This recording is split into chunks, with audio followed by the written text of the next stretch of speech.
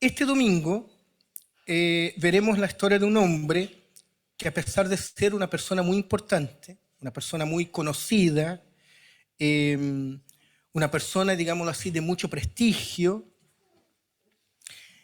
a pesar de eso, él tiene la actitud adecuada frente a Jesús.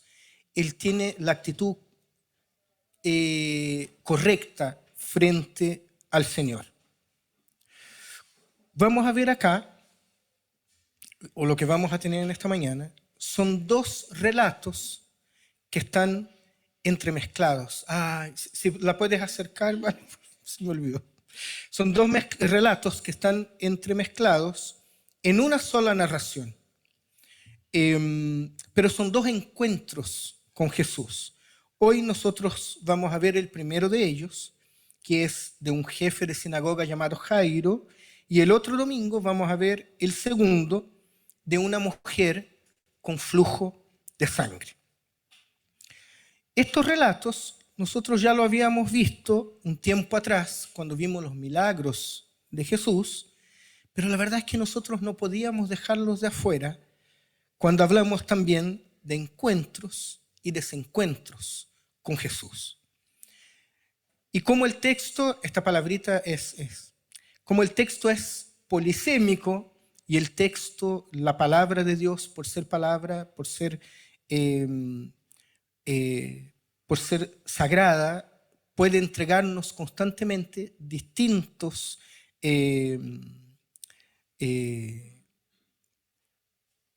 puede enseñarnos distintas cosas. Hoy día entonces nosotros vamos a volver a ver a Jairo.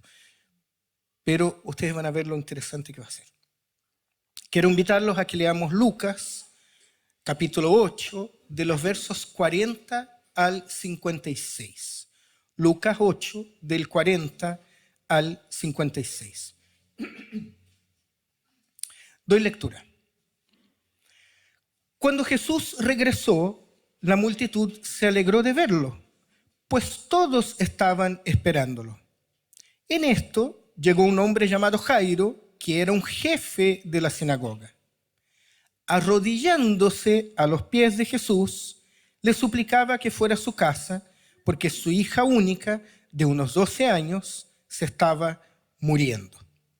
Jesús se puso en camino y las multitudes lo apretujaban. Y aquí hay una especie de interrupción en el relato de Jairo y parte otro relato. Miren. Había entre la gente, y uno dice, pero ¿en qué quedamos si él empezó a caminar con Jairo? ¿No es cierto? Jesús empieza a ir a la casa de Jairo. Bueno, había entre la gente una mujer que había 12 años que padecía de hemorragias, sin que nadie pudiera sanarla. Ella se le acercó por detrás y le tocó el borde de su manto, y al instante cesó su hemorragia. ¿Quién me ha tocado?, preguntó Jesús. Como todos negaban haberlo tocado, Pedro le dijo, Maestro, son multitudes las que te aprietan y te oprimen. No, dice Jesús, alguien me ha tocado. Yo sé que de mí ha salido poder. La mujer, al ver que no podía pasar inadvertida, se acercó temblando y se arrojó a sus pies. En presencia de toda la gente, contó por lo que había tocado y cómo había sido sanada al instante. Y Jesús le dice, hija, tu fe le ha sanado. Y aquí vuelve el relato a Jairo. Todavía estaba hablando Jesús, o sea, todavía estaba hablando a la mujer, hija, tu fe te ha sanado, cuando alguien llegó de la casa de Jairo. Entonces, como que la mujer está entre medio el relato, pero nosotros hoy día estamos con el relato de Jairo, así que volvemos a Jairo. Llega alguien de la casa de Jairo, del jefe de la sinagoga, para decir, tu hija ha muerto, no molestes más al maestro. Al oír esto, Jesús le dijo a Jairo, no tengas miedo, cree nada más y ella será sanada. Cuando llegó a casa de Jairo, no dejó que nadie entrara con él, excepto Pedro, Juan y Jacobo, y el padre y la madre de la niña. Todos estaban llorando, muy afligidos por ella. Dejen de llorar, les dice Jesús. No está muerta, sino dormida. Entonces ellos empezaron a burlarse de él porque sabían que estaba muerta. Pero él la tomó de la mano y le dijo: niña, levántate. Recobró la vida y al instante se levantó. Jesús mandó darle de comer. Los padres se quedaron atónitos, pero él les advirtió que no contaran a nadie lo que había sucedido. Hasta aquí quedamos. Un texto lleno de detalles, ¿no es cierto?, muy profundo. Y desde ese texto, hoy día, yo quiero invitarles a que rescatemos dos enseñanzas. Como ustedes pueden ver, el primer relato parte en el verso 40, se interrumpe en el verso 43 y después sigue en el verso 49. La mayoría de los comentaristas modernos, de los teólogos modernos, hoy día piensan que los dos relatos fueron originalmente de manera independiente. O sea, aquí probablemente tuvimos dos relatos, dos situaciones que pasan, dos encuentros que pasan de parte de Jesús, pero que más tarde, por algún motivo, se fundieron en una única narración, como nosotros tenemos en nuestras Biblias hoy día. En este relato, entonces, que es doble, Jairo es un hombre importante, es un jefe de sinagoga y es un hombre que conocemos por su nombre. Ya la mujer es una mujer hemorrágica, ¿no es cierto? Al igual que el domingo pasado, mientras el hombre es conocido por su nombre, la mujer es conocida por su mala característica, ¿no es cierto? Porque ella tampoco es conocida porque es linda, porque es simpática, porque es buena amiga. No, esa es la mujer que tiene un flujo de sangre, ¿no es cierto? Y aquí, respecto a esto, yo quiero hacer un paréntesis. Este es un paréntesis. Abro.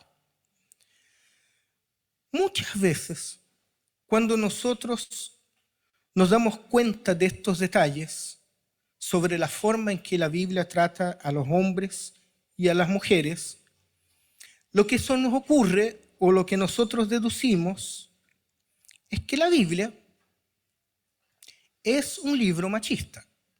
La Biblia es un libro en el cual las mujeres no son tratadas como los hombres. O podríamos decir, la Biblia no es machista, pero hay textos en la Biblia que tienen un carácter machista, ¿verdad? El tema es que si la Biblia es machista y la Biblia es palabra de Dios, llegamos a la conclusión de que Dios es machista. Así que los hombres podemos entonces inflar el pecho, ¿no es cierto? Y mirar a las mujeres y podemos decirle, mira, yo no tengo culpa. Está en la Biblia. Y las mujeres, calladitas nomás, porque ¿qué van a hacer si hasta la Biblia las pone en otra categoría? ¿Sí o no? Nada más equivocado, queridos y queridas. No hay un ápice de machismo en el Dios de la Biblia. Y yo les voy a argumentar de dos maneras por qué. Primero, lo que pasa en el texto bíblico es que las sociedades y culturas históricamente han sido machistas y han relegado a las mujeres a un plano diferente al de los hombres, así como los niños.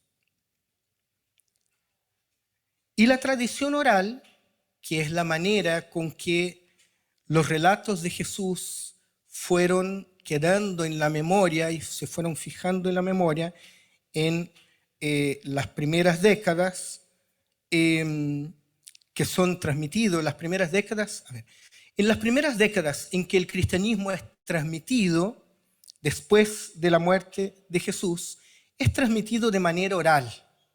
No había alguien viendo lo que sucedía y escribiendo.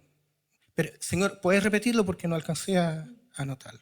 No, las personas iban guardando en su memoria lo que veían y eso contaban a otras personas. Entonces, la memoria primero fue oral, la tradición fue oral. Y después de eso, ya varias décadas después, el texto se fue fijando. Porque principalmente los apóstoles estaban viejitos, empezaron a fallecer y las personas empezaron a decir, este que fue testigo ocular está muy viejito y ya va a morir luego. Tenemos que fijar lo que él nos dice, lo que nos cuentan nuestros padres, lo que nos cuentan nuestros abuelos, para que las futuras generaciones sigan sabiendo de lo que hizo nuestro Señor Jesús. Pero entonces la tradición oral refleja la cultura de ese tiempo. Hasta que el autor del Evangelio, en este caso Lucas, o el autor de Lucas, fija la tradición de manera escrita. Entonces, no es la Biblia la que es machista, sino que la cultura de este lugar y de este tiempo es machista. Entonces, el que escribe y el que memoriza, el que trae la memoria al presente, lo trae en clave machista. Así que nada más normal que el relato sea escrito en la clave cultural de su tiempo, porque el escritor es hijo de su tiempo. Segundo argumento. Basta ver cómo constantemente Jesús dignifica a las mujeres para darse cuenta de que ellas son tan amadas y valoradas por Él cuanto los hombres. Nosotros vimos esto el domingo pasado con la mujer pecadora del capítulo 7, ¿no es cierto? Y vamos a ver lo mismo el domingo que viene con la mujer hemorroísa. Cierro paréntesis. Así que este texto nos cuenta, parte contando que la multitud se alegra de ver a Jesús porque todos lo estaban esperando. Pero es solo Jairo el que suplica de rodillas. Cuando uno llega a Jesús con una necesidad, llega así. Llega entregado, llega con los brazos abiertos, llega en humildad, llega humillado y llega de rodillas. Y esto es lo primero de las dos cosas que yo quiero destacar hoy día. A Jesús, querida iglesia, no se le exige nada. A Jesús no se le ordena nada.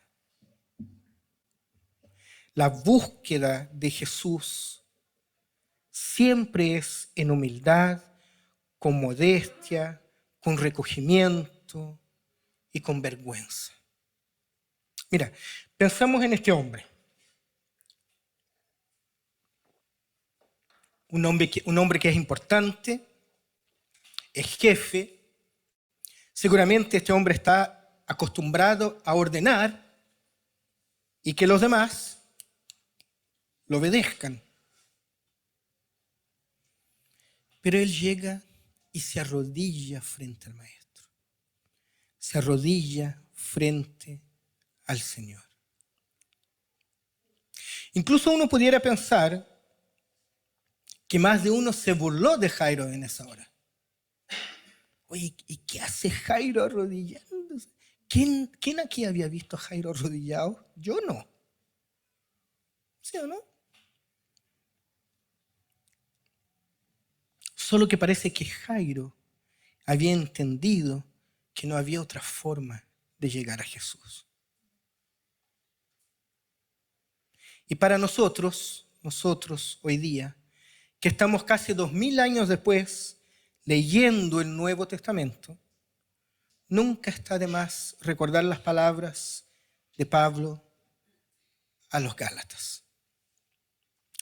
Frente a Jesús, queridos y queridas, ya no hay judío ni griego, esclavo ni libre, hombre ni mujer, sino que todos ustedes son uno en Cristo Jesús. O sea, nosotros no podemos llegar a Jesús mostrando las credenciales. Nosotros no podemos llegar, a ver, yo te voy a decir con quién estás hablando. Frente a Él no hay un trato especial de uno y de otros. Frente al Señor no hay los que se saltan la fila. No hay un tratamiento diferenciado para los que son importantes en este mundo y los que no son. De hecho, es todo lo contrario. Jesús constantemente dignifica a los menos importantes y perdona a los que se consideran inmerecidos de su gracia. Jairo fue sabio. Jairo podría haber llegado y no sabemos qué habría pasado, pero Jairo podría haber, por ejemplo, haber dicho a uno de las personas que trabajan en la sinagoga: Jesús anda por ahí, anda a buscarlo, dile que quiero hablar con él. Y hay de él que no venga, total, el jefe aquí soy yo. Jairo va y llega en actitud de súplica. Jairo pide que Jesús vaya a su casa porque su hija, que tiene 12 años y es hija única, se estaba muriendo. Y el jefe de la sinagoga apela a la misericordia de Jesús de modo indirecto, sin especificar con sus propias palabras la situación de la hija. Frente a la petición de Jairo, Jesús se pone en camino, mientras nosotros nos saltamos la mujer hemorroísa y volvemos al texto en el verso 49. ¿No es cierto? Y aquí está lo segundo que me gustaría destacar. Jesús trata al fariseo, aquí en el relato, tal como trata a la mujer de la multitud. Pero ¿cuántas veces hemos visto a Jesús parar los carros a los fariseos? ¿Cuántas veces hemos visto a Jesús decir: hipócritas, raza de víboras?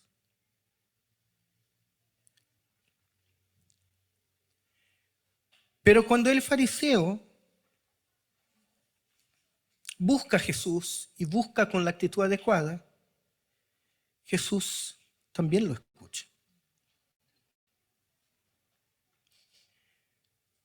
Desde que nosotros tengamos el corazón entregado a Jesús, Él siempre nos va a escuchar.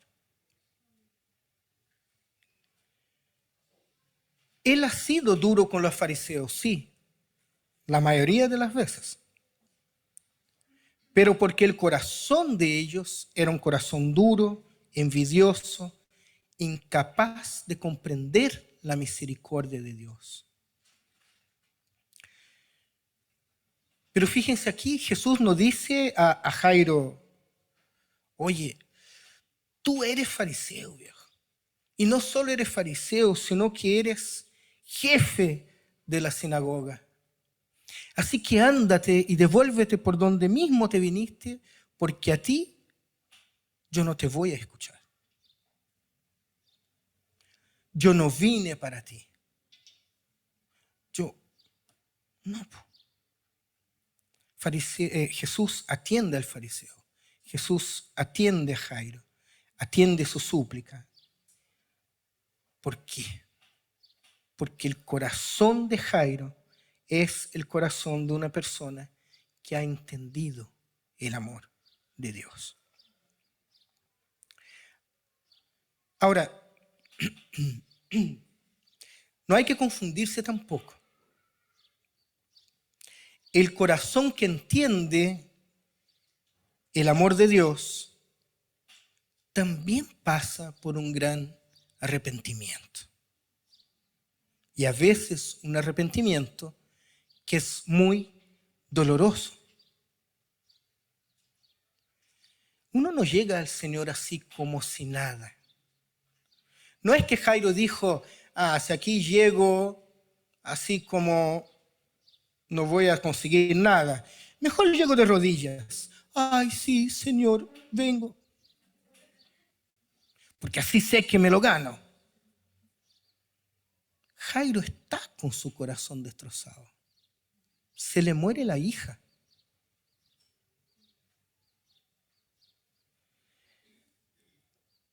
¿Se han arrepentido a tal punto de que lloran con dolor?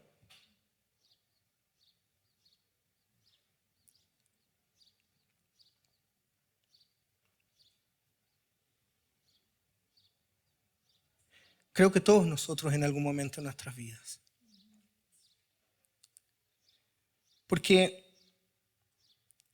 Y por eso digo que no hay que confundirse. El cristianismo, a pesar de que todos los domingos hablamos del amor de Dios, no es tampoco, y permítanme decirlo así, no es, ay, qué buena onda que es Jesús, tan amoroso, recibe a todos, toma a los niños en los brazos, perdona a la mujer pecadora. Es que es tan buena onda, tan simpático,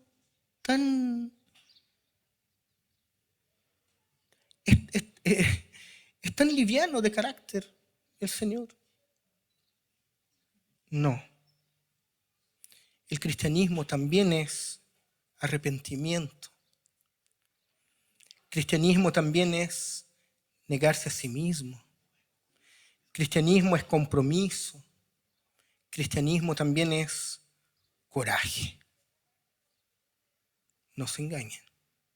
Hay que ser valiente para ser cristiano. ¿Saben por qué lo digo? Hay que ser valiente para arrodillarse frente a Jesús siendo jefe de la sinagoga. Porque no se estaba arrodillándose solo frente a Jesús. Estaba arrodillándose frente a todos los demás también. Jairo. Verso 49. Jesús todavía estaba hablando con la mujer de la multitud cuando llega un hombre de la casa de Jairo informando que su hija ha muerto y que ya no hay necesidad de que Jesús vaya a la casa. Pero Jesús escucha al hombre, mira y le dice, no tengas miedo, basta que tengas fe y ella se salvará. En la lógica humana, ¿quién no tendría miedo si te vienen a decir que tu hija murió? Pero en la lógica divina, Jesús es el dueño de la vida. Jesús es el dueño de la muerte. Jairo va en búsqueda de una sanación porque él llega, ¿se acuerdan? Diciendo, mi hija está enferma. Y lo que recibe es una resurrección. A veces el Señor va más allá de lo que esperamos. Con Jesús no es un error tener miedo, pero somos invitados a depositar nuestros miedos y temores a los pies de Jesús, siempre en humildad y entrega.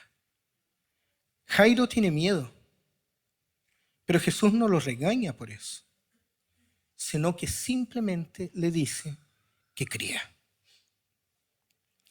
Jesús entra a la casa de Jairo con él, la mamá, Pedro, Juan y Jacobo, mientras el relato nos cuenta que todos los demás y las demás estaban llorando, ¿no es cierto? Estaban muy tristes. Y Jesús entonces dice a todos que dejen de llorar porque la niña no está muerta, sino dormida. Pero lo único que consigue Jesús con eso es provocar la burla de los demás. Qué terrible es no entender al Señor. Miren, para Jesús, palabras de él, la muerte de la pequeña es como el sueño. ¿Qué diferencia hay entre el sueño cuando dormimos y la muerte? La muerte es para siempre, pero el sueño es temporal, es solo por un tiempo. La mayoría de nosotros dormimos 7, 8 horas diarias. Hay quienes duermen 10, si uno deja. Pero el sueño es temporal.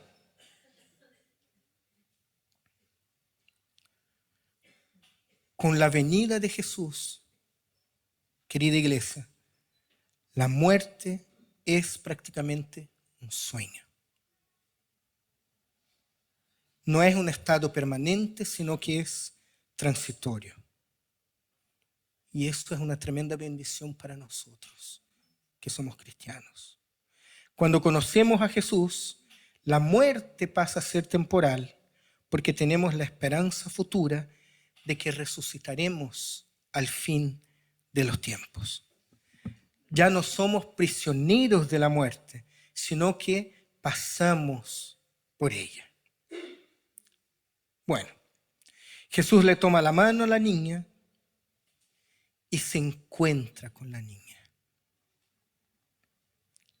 Y la niña, al encontrarse con Jesús, se encuentra nuevamente con la vida. El verso 55 puede ser traducido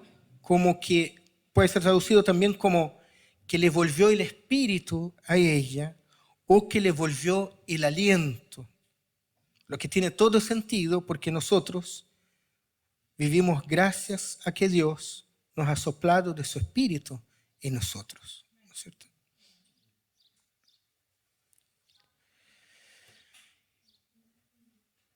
¿Qué hubiera pasado si Jairo hubiese llegado golpeando el piso? Diciendo a Jesús, oye, tú, te ordeno que vayas a mi casa a ver a mi hija. No sabemos. Pero probablemente el relato sería otro. Al Rey de Reyes y el Señor de Señores, y con esto voy terminando, se le respeta. Junto a Él se llega en humildad, con las manos alzadas. Junto a Él, no importa si soy jefe o si tengo un cargo importante. Incluso aquí en la iglesia. Lucas en el capítulo 22 dice, el mayor debe comportarse como el menor y el que manda como el que sirve. Jairo nunca leyó a Lucas. Nosotros leemos a Lucas. De hecho, Lucas fue escrito por lo menos 40 años después de la muerte de Jesús. Pero Jairo entendió en su corazón, al encontrarse con Jesús, que debía despojarse de todo para poder encontrarse de verdad con su Señor. Jairo al final, el fariseo, el jefe de la sinagoga, pasa a ser un gran ejemplo para todos nosotros y nosotras. Al que menos se esperaba, llega de rodillas, clamando a Dios.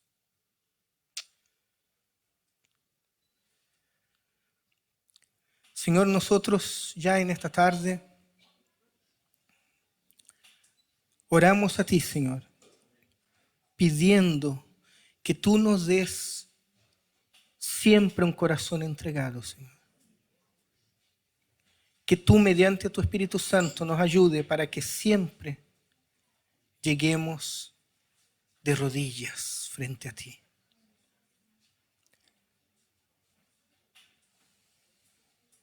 Ayúdanos, Señor, para que siempre te busquemos en humildad, siempre te busquemos en un acto de clamor,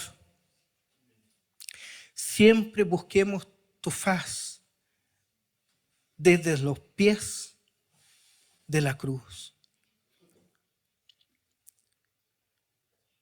Y ayúdanos, Señor, para que en todo el tiempo nosotros tengamos la actitud adecuada, Señor, no solo contigo, sino que con los demás también.